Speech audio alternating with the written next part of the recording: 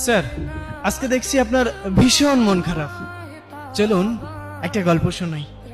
যখন আমার ভীষণ করে কষ্ট হয়, আমি তখন এই কথাগুলো নীরবে শুনি। ধরুন আপনার খুব অসুস্থ মনে হচ্ছে, কেমন জানি শূন্য শূন্য লাগছে, ক্লান্তি লাগছে। তখন আপনি একজন ডক্টরের শরণাপন্ন হইলেন। ডক্টর আপনাকে অনেকগুলো রিপোর্ট দিল।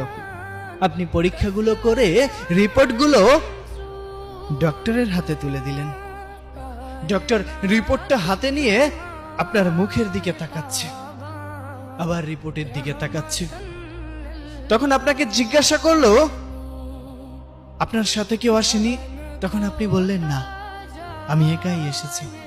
অনেক দিন ধরেই ক্লান্ত মনে হচ্ছে, কেমন জানি মনে হচ্ছে, আমি জানি না। তখন ডক্টর অনেকটা মলিন মুখে বললেন, হয়তো আপনাকে এই কথাটা বলা উচিত হবে না, কিন্তু তারপরও যেহেতু আপনার সাথে কেউ নেই, আপনাকেই বলতে চাই, আপনি আর 2 মাস বাঁচবেন। আপনার জীবনের সব ইচ্ছা আকাঙ্ক্ষা সবকিছু পূরণ করে নিন। যদি কোনো কিছু ইচ্ছা অপূরণীয় থাকে, আপনি পূরণ করে নিতে পারেন।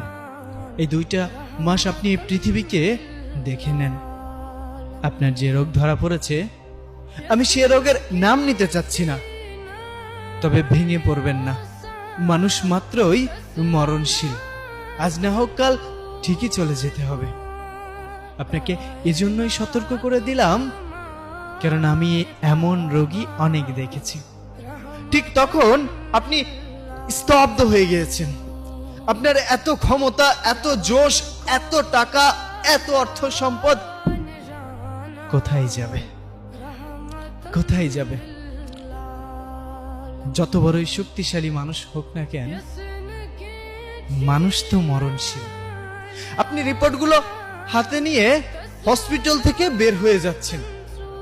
আপনার চোখে মুখে মলিন একটা ভাব। আপনি চারপাশটা খুব মনোমুগ্ধকর ভাবে তাকিয়ে আছেন, প্রকৃতি দেখছেন। কেমন জানি আপনার এই প্রকৃতি ছেড়ে যেতে মন চাচ্ছে না। আপনার ভীষণ কষ্ট হচ্ছে, দম বন্ধ হয়ে যাচ্ছে। আপনি বাসায় গেলেন। বাসায় যেতে অনেক দেরি হয়ে গেল।